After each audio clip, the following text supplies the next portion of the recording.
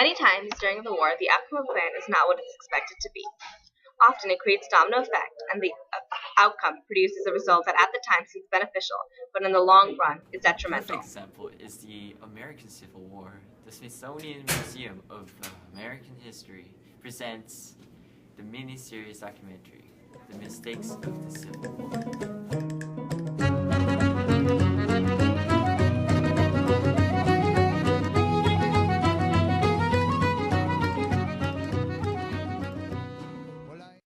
The first mistake of the war was in the first real battle, the first Battle of Bull Run.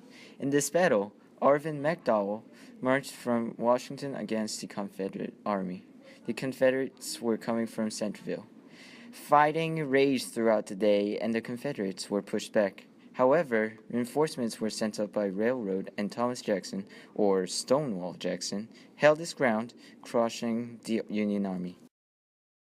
Although North's retreat was a victory for South by default, General Lee could have ended the war by advancing to the Union's capital and capturing Washington, D.C.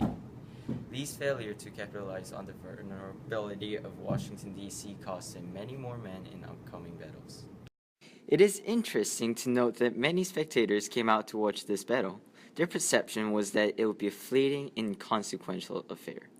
James B. Fry Captain, an assistant adjutant general on McDowell's side, stated, "The presence of senators, congressmen, and other civilians upon the field on the 21st gave rise to extravagant and absurd stories, in which alleged forethought and valor among them are contrasted with the lack of these qualities in the troops.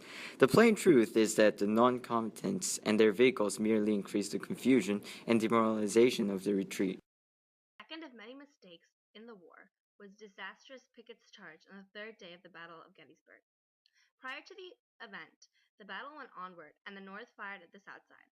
However, General Meade of the Union Army decided to cease fire for two reasons. He wanted to save ammunition because he knew the South was going to attack, and he wanted to lure them into an open field when they do so. Lee had ordered the attack around 2 p.m. From Generals Pickett and Pettigrew. It is important to know that even generals from the Confederacy knew this was a catastrophe in the making. Longstreet, a notable general from the South, was strongly opposed to the march across the field. This mess of a plan called for about 9 brigades from the South, or about 12,000 men. In this event, there were a total of 7,000 who were either wounded, killed, or missing. In fact, when Lee ordered Pickett to prepare in case of a Union counterattack, Pickett replied, "General Lee, I have no division now." This attack on July 3rd, 1863, lasted about only 30 minutes. The plan to attack was a huge miscalculation and ended up a tragic loss. It was the end of a horrific 3-day battle, which resulted in about 50,000 casualties.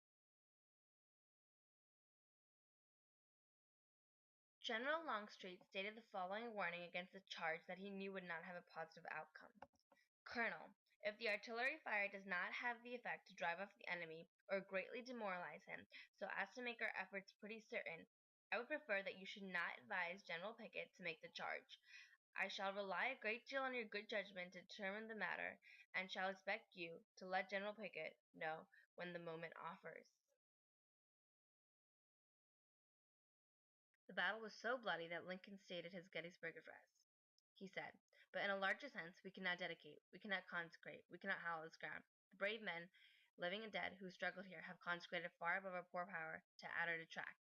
That from these honored dead we take an increased devotion to that cause for which they gave their last full measure of devotion, that we here highly resolve that these dead shall not have died in vain, that this nation, under God, shall have a new birth of freedom, and that the government of the people, by the people, for the people, shall not perish from this earth."